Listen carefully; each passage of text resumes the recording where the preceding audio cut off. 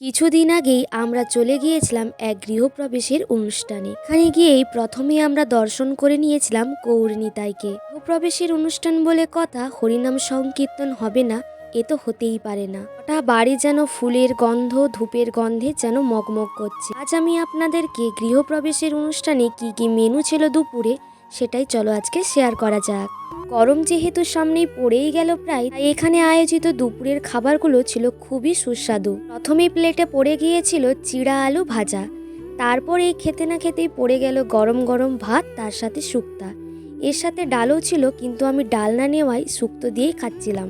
শুক্তো দিয়ে খেতে না খেতেই চলে এলো আলু পোস্ত। দুপুরবেলার এই তরকারিগুলো ছিল দুর্দান্ত স্বাদের।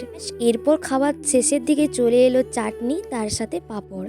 আর এই খাওয়া হতে না হতে চলে এলো গরম গরম পায়েস, আর তার সাথে ছিল একটা করে রসগোল্লা। চাটনি দিয়ে পাঁপড় খেতে আমার তো দারুণ লাগে। এই সমস্ত খাওয়া শেষ করে চলে এলো একটা করে আইসক্রিম। দুপুরের এই সাধারণ খাবারই ছিল অসম্ভব তৃপ্তিকর।